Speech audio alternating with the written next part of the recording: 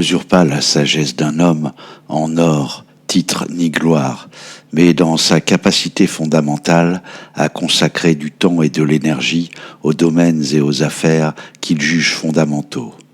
Car malgré les prédispositions naturelles et le talent de départ, l'accomplissement ne s'obtient qu'en vertu de la motivation et de la ténacité. Route de la sagesse, rouleau impérial, 1357. Chroniqueur anonyme.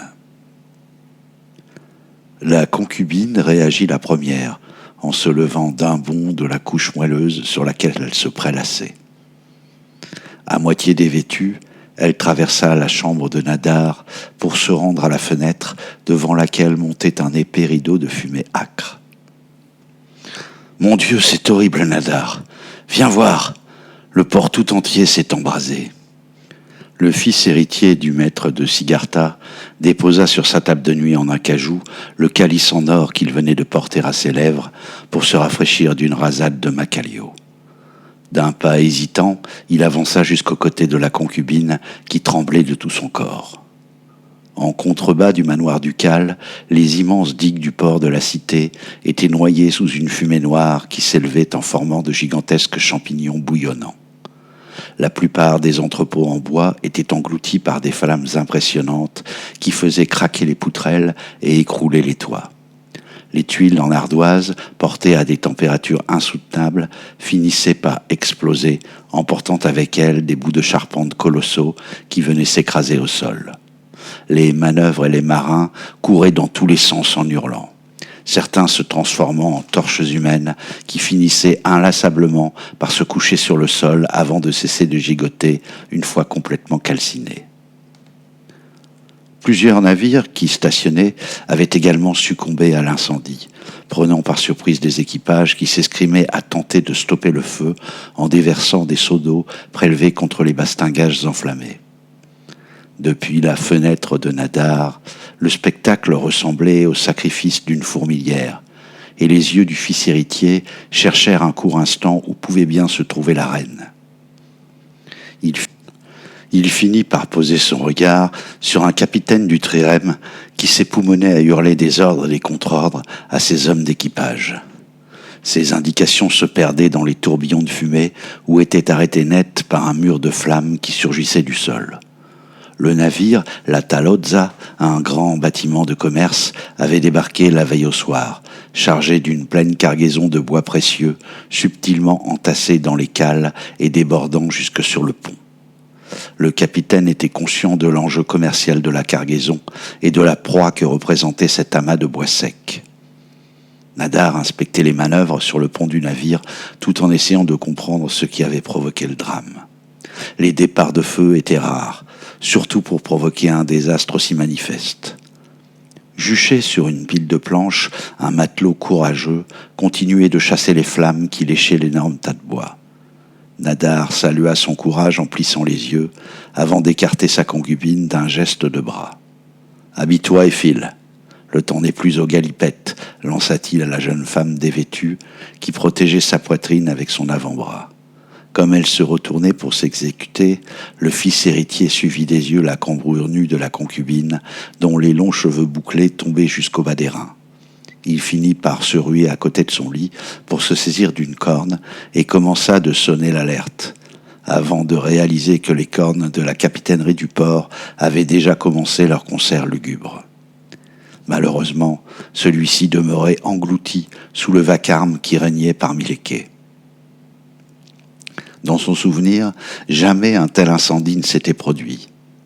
Comme il avisait le toit d'un entrepôt décapité par les flammes, il réalisa que le moment était malvenu.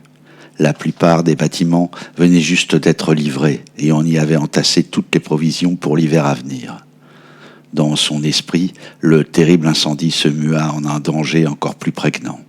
Il annonçait la famine à venir qui affaiblirait le peuple de la cité.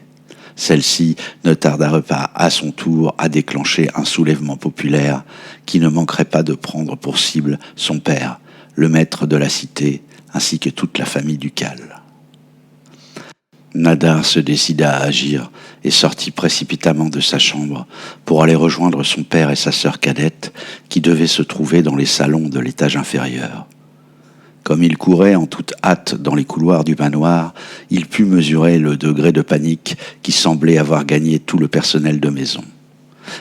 Même les hommes de garde, pourtant rompus aux situations délicates, semblaient s'être transformés en pantins grimaçants qui gesticulaient sans discernement parmi le mobilier précieux.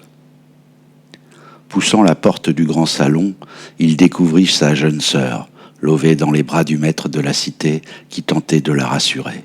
« Père, je suis au courant, mon fils. Allons, entre et ferme la porte. Bien, père. » Nadar salua d'une moue embarrassée sa sœur Irina, dont les larmes mouillaient le plastron du duc. Celui-ci porta sa main gantée de velours jusqu'au menton de sa fille.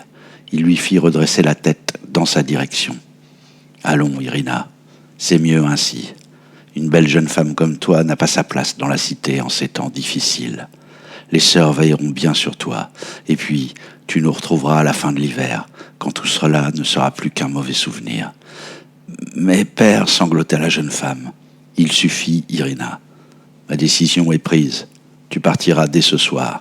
Je m'en voudrais bien trop s'il t'arrivait quelque chose. » Nadar avait parfaitement compris ce qui se passait. Son père, le duc de Siddhartha, tenait à mettre sa sœur en sécurité. Le vieil homme avait déjà perdu une femme par le passé, et si sa fille venait à lui être arrachée, il ne s'en remettrait sûrement pas. Même les hommes les plus solides ont un seuil de tolérance. Lui-même ne savait pas trop quoi en penser. Il adorait sa sœur et ne voulait pas lui voir prendre le moindre risque. Même si son père ne lui demandait pas son avis, il n'en pensait pas moins. Irina finit par quitter la pièce, accompagnée par une dame de compagnie qui l'emmena dans ses appartements pour préparer ses bagages. « Alors mon fils, que penses-tu de tout cela ?» La question avait été posée sur un ton qui laissait entendre que le duc se fichait parfaitement de la réponse de son fils. Nadar savait que son père le considérait comme indigne de son rang. Il faut dire que tout au long de son enfance et de son adolescence, il n'avait jamais été capable de fournir le moindre indice de dignité à son père, échouant dans à peu près tout ce qu'il avait entrepris, les études, l'enseignement militaire, l'apprentissage du négoce, des subtilités politiques. Tous ces univers qui sont d'habitude la marque de fabrique des fils héritiers de grandes familles étaient des domaines qu'il détestait et pour lesquels il ne possédait aucun intérêt ni aucune aptitude. Son père commençait à vieillir et la question de la succession s'invitait chaque année un peu plus. À un bref instant, Nadar se dit que le grand malheur qui frappait aujourd'hui la cité était peut-être une chance pour ses intérêts personnels. Il n'était pas fier de penser cela, mais sa situation l'empêchait de penser autrement. « Je vois que cela ne provoque qu'une réaction de ta part, mon garçon, » éructa le duc d'un timbre las et sévère. « C'est que, père, je pensais justement qu'il allait nous falloir faire face au mécontentement de la population. Les habitants vont vraisemblablement nous en vouloir lorsqu'ils n'auront plus rien à manger et que nous survivrons nous-mêmes grâce aux provisions du domaine. » « Tu te trompes lourdement, Nadar. Cela n'adviendra pas. Dès demain, je convoquerai les chefs de district et nous partagerons les vivres du domaine avec nos concitoyens. Tu vas enfin perdre un peu de poids, mon fils adoré, » ajouta le duc en fixant son regard sur la ceinture abdominale de sa progéniture. Nadar, pour faire bonne figure, fit quelques pas en sautillant, comme pour témoigner d'une certaine agilité. Mais son pied gauche se prit dans l'un des coins du tapis, et il renversa un petit guéridon sur lequel reposait une statue qui se brisa en heurtant le sol. Le duc, pour toute réaction, se contenta de lever les yeux vers le ciel en soupirant. En se redressant, Nadar serrait la mâchoire sous le poids de l'humiliation.